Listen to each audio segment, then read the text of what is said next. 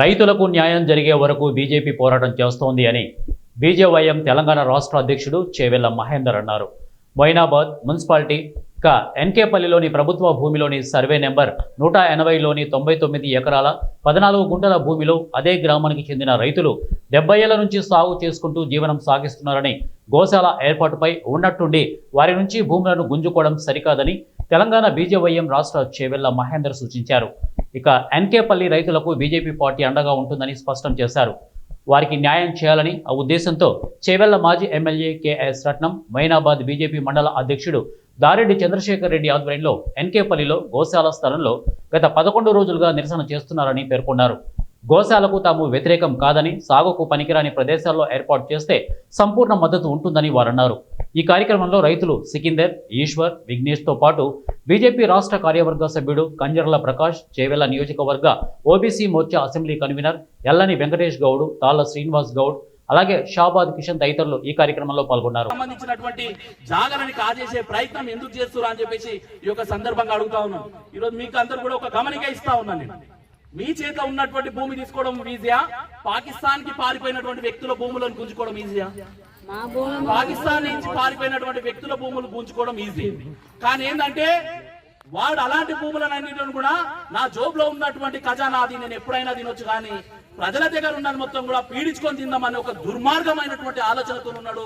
కాబట్టి ఆ దుర్మార్గులైనటువంటి ఆలోచనతో విధానంలో ఉన్నటువంటి వ్యక్తులందరూ కూడా రాబోయేటువంటి రోజులలో వాళ్ళు మీ గ్రామానికి వచ్చిన, వాళ్ళు మీ ఇంటికి వచ్చిన, మన చేతిలో ఉన్నటువంటి జాడకడ తిరగేసి ఆ 2 పార్టీలను కూడా తరిమి కొడతాం. ఆ విధంగా మా యొక్క ప్రయత్నం ఉంటుందని చెప్పేసి ఒక మెసేజ్ కనుక ఇచ్చినట్లయితే వాళ్ళు ఇలాంటి దుశ్చర్యకు పాల్పడతారా? వారు ఇలాంటి ఆలోచనలు కొరకు వస్తాయా? అలాంటి ఆలోచనలు రాకుండా చెయ్యాలంటే మీరందరూ కూడా ఏకదాటిపైకి రావాలి. మా భూముల జోలికి రావద్దు.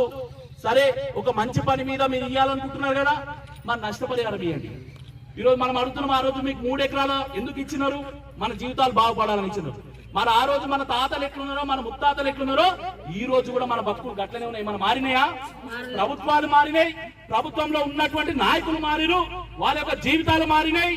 10 ఎకరాలు ఉన్నాడు 1000 ఎకరాలకు వచ్చిండు, కానీ ఆ రోజు 3 ఎకరాలు ఉన్నటువంటి మనకు ఈరోజు 30 గజాలు కూడా వచ్చే పరిస్థితి లేకుండా అయింది.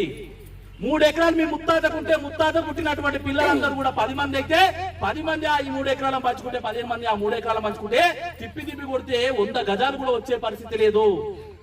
మరి ఆ రోజు ఇచ్చినటువంటి భూమికి ఈ రోజు ఇచ్చినటువంటి వ్యక్తులకు వ్యత్యాసం చాలా ఉంది. కానీ ప్రభుత్వాలు మారుతా ఉన్నాయి. కాబట్టి ఇప్పటికైనా సోయి తెచ్చుకోండి. 3 ఎకరాలు, 1 ఎకరాన్నర ఉన్నటువంటి వ్యక్తులకు అందరూ కూడా సరైనటువంటి న్యాయం చేయాలి. ఏదైతే మంచి ఉద్దేశమో చెడు ఉద్దేశంతో తీసుకుంటున్నటువంటి భూములకు ప్రతిఫలంగా డెవలప్ చేసి, గేటెడ్ చేసి, ఒక్కొక్క ఎకరాకు దాదాపుగా 1500 గజాలకు పైగా జాగాని ఇచ్చి తీరాలని చెప్పేసి భారతీయ జనతా పార్టీ మీ పక్షాన డిమాండ్ చేయడానికి సిద్ధంగా ఉన్నది. అంతేకాదు, ఈ ప్రభుత్వం ఎప్పుడు ఎన్నికలకు వచ్చినా, ఎప్పుడు మీ మధ్యకు వచ్చినా మీ యొక్క పిల్లలకు ఉద్యోగ అవకాశాలు ఇస్తా, మీ పిల్లలను